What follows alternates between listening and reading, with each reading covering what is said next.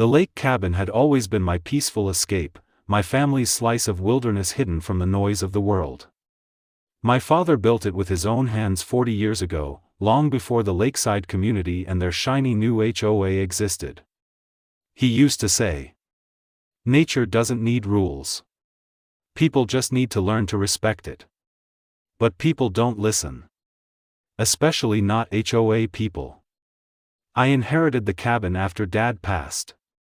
It became my refuge, mornings fishing on the dock, evenings watching fireflies dance above the water. Just me, the pines, and the sound of loons calling across the lake. Until the HOA showed up. They weren't subtle about their presence, shiny black golf carts patrolling the winding roads, a massive metal sign reading "Lakeside Preservation Community, Rules Keep Us Safe," slapped right where the forest trail opened. At first, I ignored them. My cabin was outside their borders. I owned the land. I paid no HOA dues. And I wanted nothing to do with them. But HOAs rarely take no for an answer. It started with a letter shoved under my cabin door. Notice of non-compliance. Your structure fails to meet community aesthetic standards. Mandatory corrections required within 14 days. The paper didn't even include my name. I burned it in the fireplace. Then came the fines. Invoices with ridiculous charges like unauthorized natural wood finish, non-standard roof angle, wild vegetation overgrowth, you mean the forest. Each envelope stamped in bold red letters, immediate action required. I mailed them back, ripped into confetti. That's when I met Karen, the HOA president. She arrived wearing high heels, on a dirt road, barking orders into a clipboard like she expected the trees to salute. She marched right up to me as I split logs beside the cabin. "You," she pointed sharply, "are violating at least 14 community regulations." I shoved my axe into the stump and stared her down. "This is my land. Your regulations don't apply here." She gave me a thin, villainous smile. "Oh. But they will." She left in a huff, tires spraying gravel behind her as she sped away. For a couple of weeks, things were quiet. I thought maybe she realized this battle wasn't worth picking. I was wrong. On a chilly autumn morning, I was on the dock casting for base when I heard it, the unmistakable crunch of multiple ATV tires climbing the hill toward my cabin. Buck, my old chocolate lab, looked up from his nap on the porch and growled. I reeled in my line and sprinted up the path. And there they were. 4 men wearing uniforms ID never seen, not police, not sheriff. Dark blue tactical shirts, badges labeled HOA Enforcement Division. Seriously? Karen stood confidently beside them, wrapped in a designer coat, her hands smugly folded. Under Lakeside Preservation Authority, she announced triumphantly, "We are hereby seizing this illegal structure to enforce community compliance." One of the men held a bolt cutter. Another carried a clipboard listing demolition orders. They were actually going to destroy my cabin. My father's cabin. "Oh hell no," I muttered. Buck barked wildly, teeth bared. One of the HOA cops reached for his holster, and something inside me snapped. "Stay back." I pushed Buck behind me, then stepped slowly toward the porch. Karen smirked. "You have no authority to resist." I ignored her, reached just inside the doorway. And wrapped my hand around my shotgun, Dad's old 12-gauge, polished but loaded. When I turned around, I racked a shell loudly, the pump action echoing through the silent pines. Every single HOA cop froze. "Put that weapon down." One shouted, voice cracking. "No." My tone was calm, edged in steel. "You trespassed.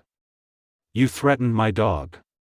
You think paper and arrogance override decades of land rights?"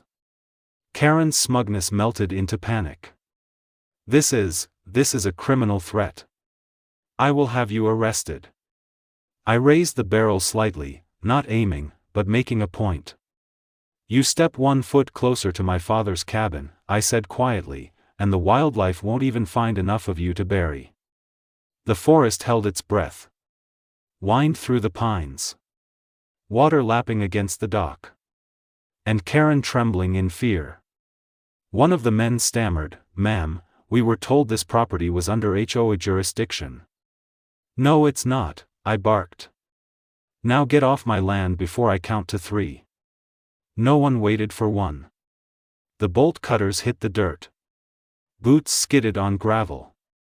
ATVs roared to life as the men scrambled away, practically tripping over each other in panic. Karen, red-faced and shaking, pointed one last trembling finger at me. You'll regret this. The HOA always wins." She sped off before I could reply. The woods fell quiet again. Buck leaned against my leg. I scratched behind his ear and sighed deep.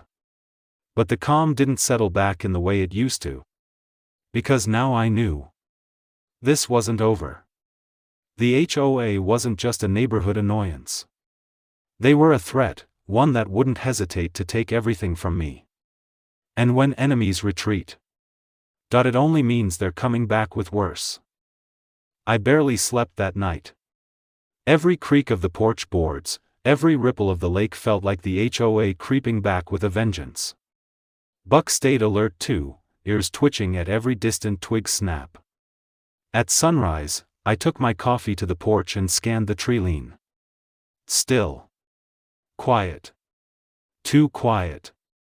That's when my phone buzzed, a number I didn't recognize. "Is this the owner of Parcel 17B along Lakeside Shore?" I didn't like the tone. "Who's asking?" "This is Rick Stanton, attorney for Lakeside Preservation Community HOA. I rolled my eyes. Of course. They found a lawyer. "I don't belong to your HOA, I said flatly.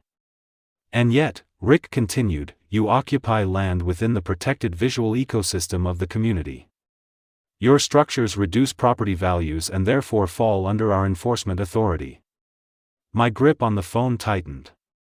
Protected what? Rick sighed like I was the dumbest tree stump in the forest.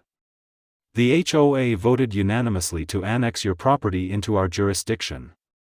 Congratulations, you are now a dues-paying member. First quarterly invoice arrives today." He hung up before I could respond. Annex? This wasn't government land.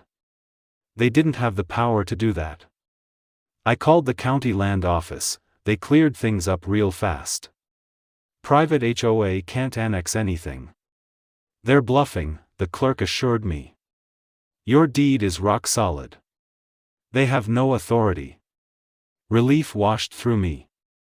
Until she kept talking. "Oh. One more thing. We got a request for eminent domain from the HOA. They're claiming your cabin must be demolished for a community environmental project. It's pending review." My heartbeat slammed in my ears. They were trying to steal the land legally now. I hung up and stared at the lake, fists clenched. Dad fought half his life to protect this place from developers. Now these HOA vultures wanted it, and they were willing to cheat to get it. I decided to confront them head-on.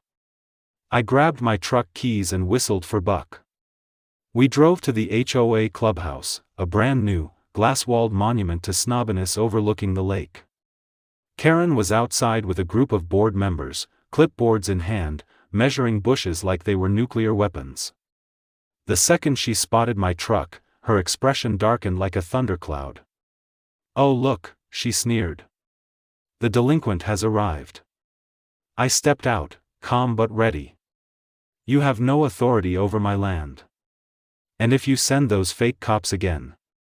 "They're not fake," she shouted. "Lakeside Enforcement is a private security division. Unlicensed and armed. That's called a felony." The board members shifted uncomfortably. Karen pointed a finger at me, her favorite gesture. "This community has standards. Your shack ruins the view for dozens of homeowners. We are within our rights to remove blight. I laughed, actual, full-belly laugh. My cabin was here before any of your fancy lake houses existed. A younger board member hesitated. Is that true? Karen snapped at him, irrelevant. I stepped closer, lowering my voice.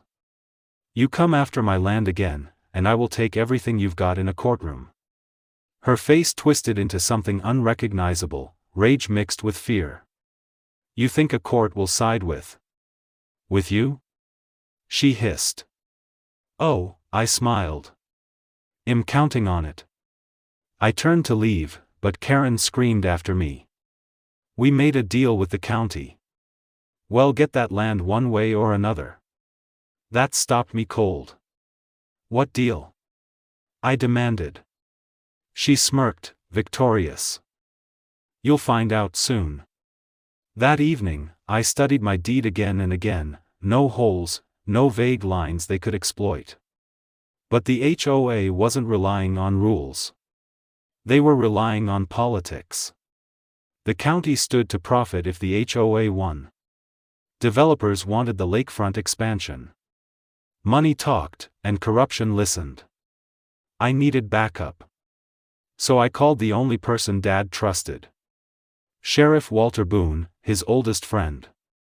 Boone answered with his usual gruffness. You calling because trouble found you again? HOA trouble, I replied.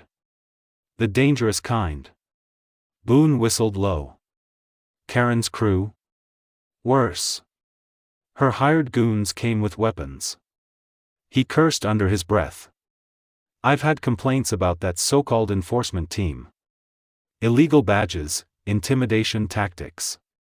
But I can't act without proof. I looked at the surveillance camera above my porch. Dad installed it years ago. I might have just the thing. Boone's voice warmed. Send it over. And stay alert, those folks don't like to lose. Buck barked once in agreement. Later that night, as the moon reflected across the lake, I spotted headlights creeping down my road, slow, deliberate, predatory. A black pickup, no markings, stopping 50 yards from my cabin. Two silhouettes stepped out. One pointed toward the cabin. The other carried a gas can. My blood turned to ice. This wasn't intimidation anymore. They were here to burn my home down. Buck snarled beside me. I grabbed the shotgun again, slipped quietly outside, staying in the shadows. I pumped a shell, CHCHAK, loud enough to shatter the silence. The men froze.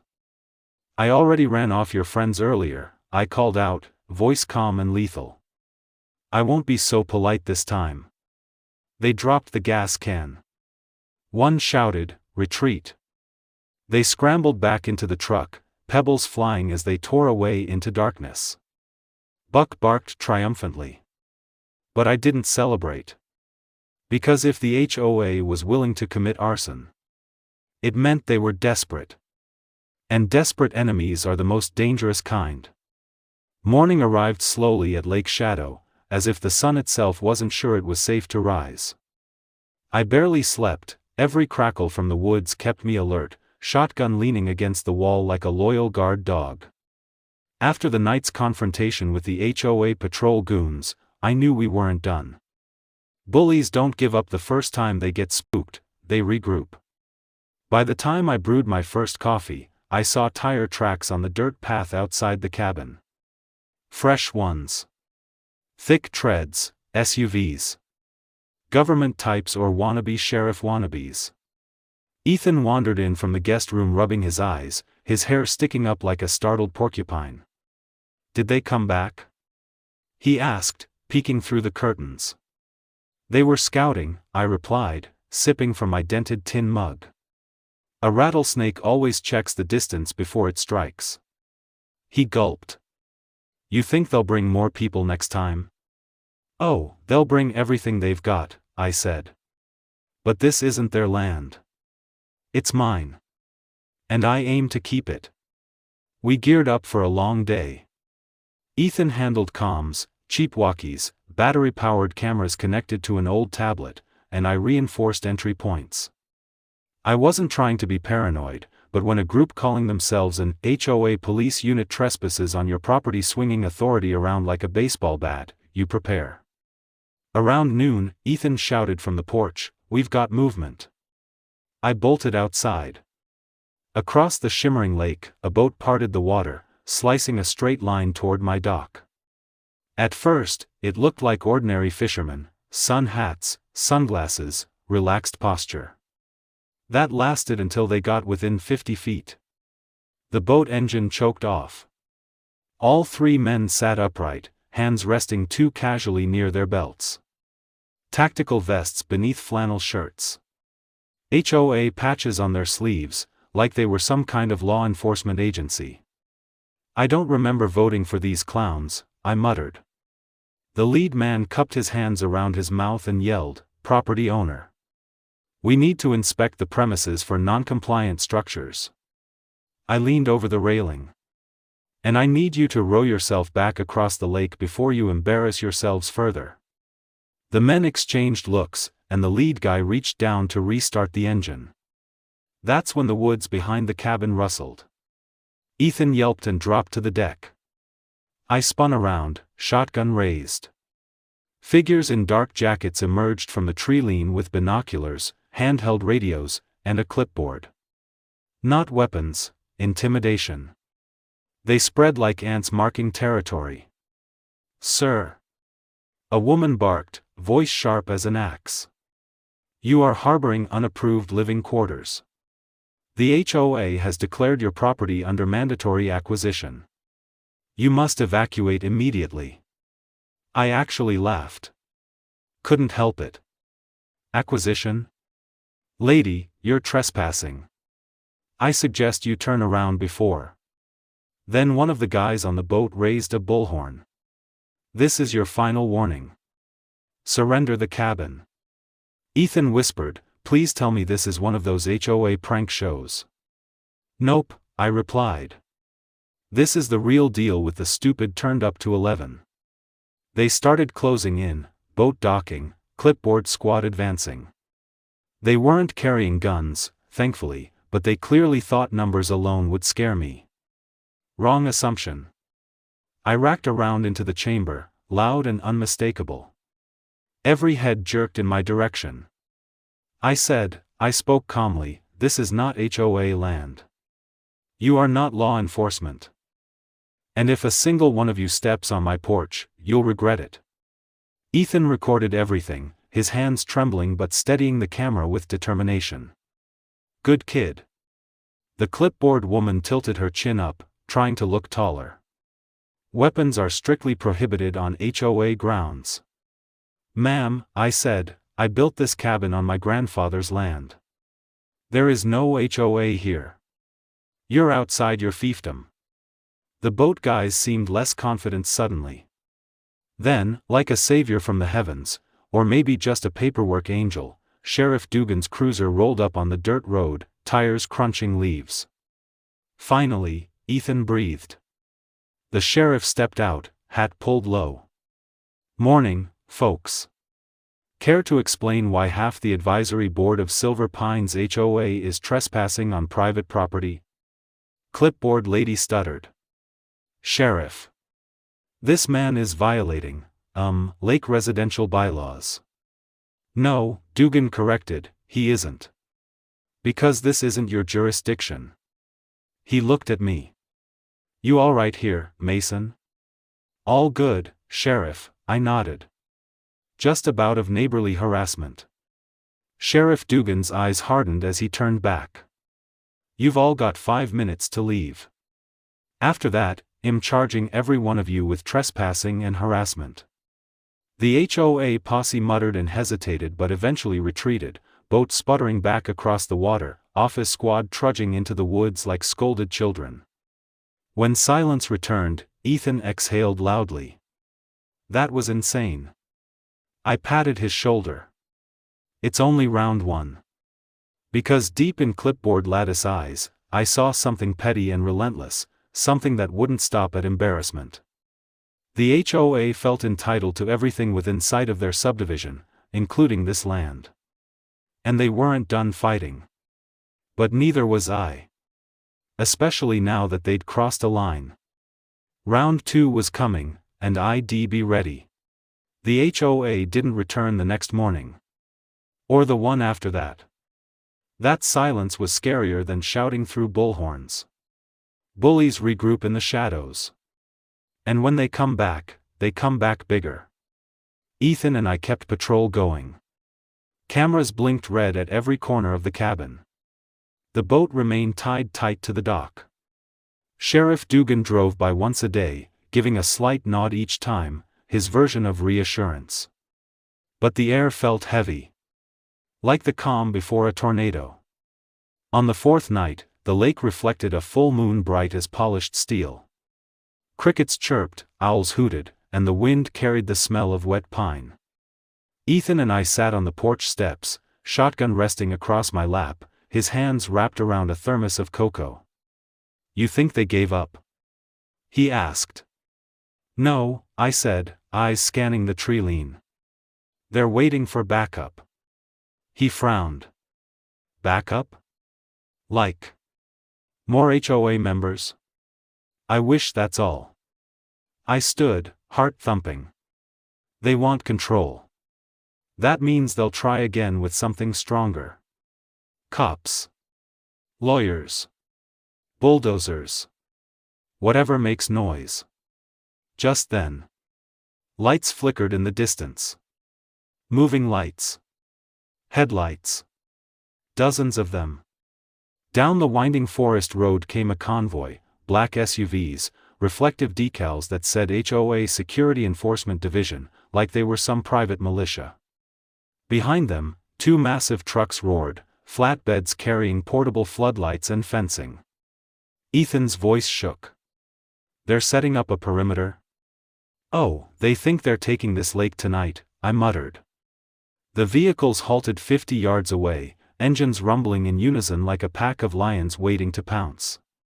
Floodlights snapped to life, bleaching the shoreline in harsh white daylight. A familiar figure stepped out, clipboard lady. But this time, she wore a tactical vest. And a smirk. She lifted her loudspeaker. "Property owner. You have been deemed a hostile occupant refusing compliance.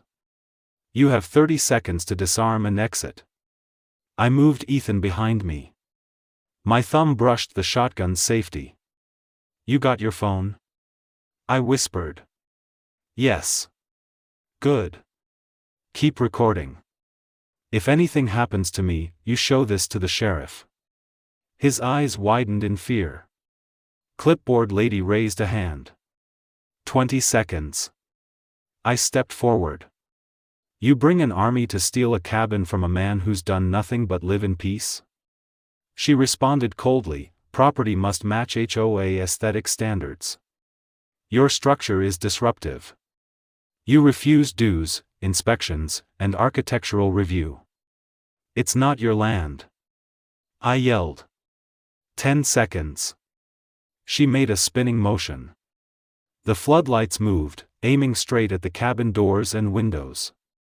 Ethan whispered, "They're trying to blind us." "And record evidence of forced entry," I finished. "They want to justify breaking in." She gave the final count. 5, 4. A siren howled from the road. A sheriff's patrol convoy barreled toward us, lights blazing red and blue. Tires screeched as vehicles slid into defensive formation between the cabin and the HOA.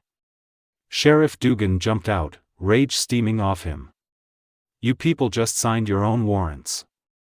Clipboard lady raised her chin. "This does not concern the county sheriff." "Yes it does." He barked.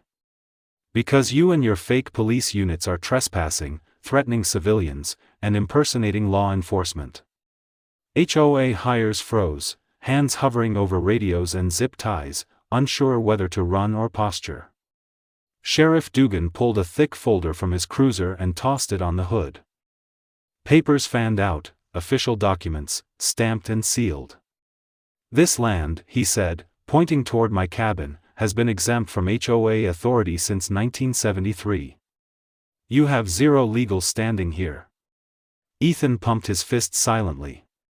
Clipboard lady stuttered, but, our bylaws, our jurisdiction, people voted. No one can vote to steal land that isn't theirs, the sheriff said. You're all under arrest. Deputies swarmed like hounds. HOA enforcers tried to scatter, some to the water, some back to the SUVs, but blue uniforms moved faster. Radios dropped into the dirt. Zip ties now turned on the ones who brought them. Clipboard lady was dragged past me, face twisted with outrage. You think you've won? This isn't over. Ma'am, I replied calmly, it's over for you. When the last cruiser drove off with the last screaming HOA zealot, quiet finally returned to Lake Shadow. Ethan sat on the porch again, visibly shaking off adrenaline. So, do we still keep watch tonight? I chuckled softly and set the shotgun aside. Nah. Let's give the moon back its peace. Sheriff Dugan lingered a moment. You handled yourself well, Mason. Most folks would have backed down. Not when the land is family, I said. This cabin is my legacy. He nodded. Just remember, call me before cocking that gun next time. I'll try, I said with half a grin. He tipped his hat and drove off, taillights disappearing into the forest. Later, Ethan and I stood by the lake, stars glittering across the glassy surface. This place really is beautiful, he said. Yeah, I smiled. That's why they wanted it. But it's yours, he added, like a promise. I breathed in the pine-cool air. For the first time in weeks, it didn't burn my lungs with tension. And that's when I knew. The lake had chosen me to protect it. HOA can come with rules, with threats, with fake badges. But they'll never own what they don't respect. This cabin stands. And so do I.